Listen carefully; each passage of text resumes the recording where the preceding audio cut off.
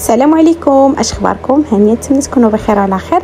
البنات رجعت لكم بالكيك اللي ما كيصدقش مع بزاف ديال الناس. الاكثريه ديال الناس كدير الكيك ديالها في الفران وكيهبط لهم او اللي كيتفش لهم الكيك ديالهم. البنات غادي نعطيكم وصفه زوينه، غادي تدوزوا معايا الطريقه ديال التحضير بالنسبه للبنات اللي كتفش لهم الكيك ديالهم. فهذا الكيك هذا اللي غادي نعطيكم دابا البنات كونوا اكيدين ان الكيك ديالكم غادي تنجح معكم 100%، وغادي تشكروني عليها، لحقاش الاكثريه ديال الناس كيتشكاو من الكيكه اولا البغرير ما كيثقش معاهم، حيتاش الا ما عرفتيش السر ديال ديك الحاجه اللي كطيبي اولا تعرفي لها الطريقه ديالها باش تنجح لك، فكوني اكيد انها ما غاديش تنجح وغتخسر معاك الكيك ديالك اولا البغرير ديالك. ندوزو لطريقه التحضير البنات باش هكا تنجح معكم الكيك وتولي عندكم معتمده في الدار. الكيك اللي كديريه بدون دانون، يعني كتكتفي بالخل والحليب. هنا البنات غادي ندوزو لطريقه التحضير. غادي يكونوا عندي 3 البيضات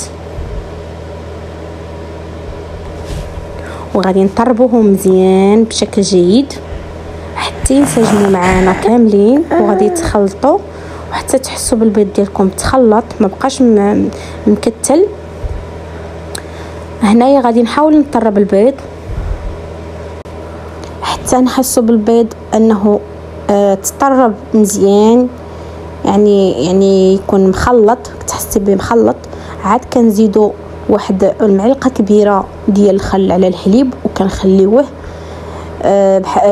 بحال غادي يولي عندنا بحال شكل الدرايب. هنا ضفت السنيده مع البيض، فغادي نطربهم حتى هما حتى ينسجموا مع بعضياتهم.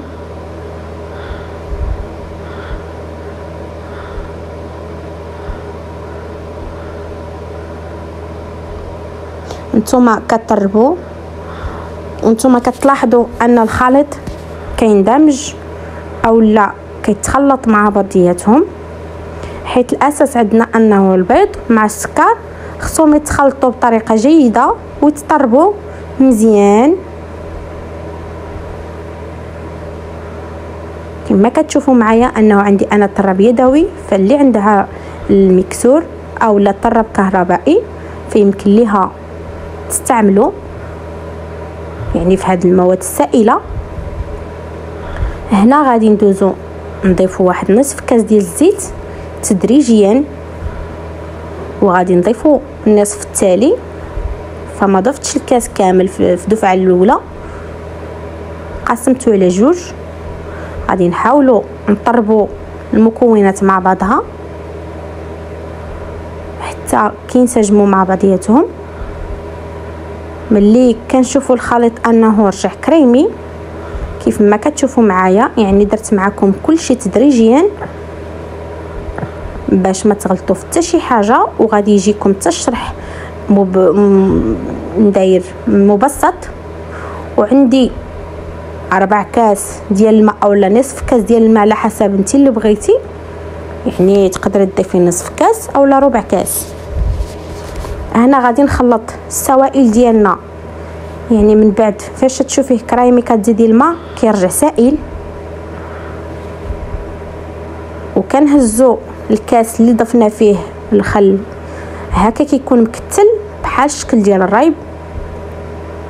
ها نتوما كتشوفوا معايا كتخليوه جانبا حتى كيتكتل كيرجع بحال الشكل ديال دانون، وكنلوحوه كامل كنطربوا حتى كيتخلطوا جميع السوائل ديالنا. نتمنى يكون الفيديو واضح والشرح مبسط باش ما تغلطوا في حتى شي حاجه، حيت بغيت نعطيكم كلشي بالتدقيق باش تنجح معكم الكيك ما تضيعوش الوقت غير هكاك. هنا ضفت الطحين ديالي على حسب الخليط، يعني ضفت كاس الاول، من بعد درت خميره اولا الباودر درت 15 غرام، فاللي عندها 7 غرام دير 7 دير 2 خميرات. هنا اكتفيت ب 15 غرام. وغادي نخلط الطحين ديالنا اولا الدقيق الابيض مع بيكين باودر حتى كيتخلطوا عندنا مكونات وصافي. غادي نطربوا كيما العاده، راكم عارفين هادشي بلا ما نبقى نشرح. وصلت للمرحله اللي كلشي عارفها يعني خصني ندير الدقيق على حسب الخليط، والمسكوسه خصك تبقاي تهزي داك الطراب، والسائل خصو يكون مجموع وهابط مستقيما باش تعرفي بلا راه بركه ديال الطحينه ولا الدقيق. يعني خصو يكون السائل ما يكونش كيتقطع، هادشي راه باين. يعني السائل ما يكونش قاصح وما يكونش رطب اولا جاري. هنا غادي نديروا السائل ديالنا في المول اللي وجدناه من قبل يعني، ونضربوا شويه هاد المول هذا مع الارض باش هكا كيتحيدوا دوك الفقاعات اللي لداخل باش كتجينا الكيك ديالنا منفوخه. وهنا الكيك ديالنا ساله، وهذا هو الشكل النهائي ديالو، طابت ما تفشات ما والو. وهانتوما كتشوفوا فيها مفشفشه وزوينه، طلعت غزاله. الكيك كيحمق حتى في المذاق ديالو. البنات حيت كنا غنديوها عند شي ناس ما قطعتهاش معكم. وهنا هذا هو الشكل النهائي ديال الكيك.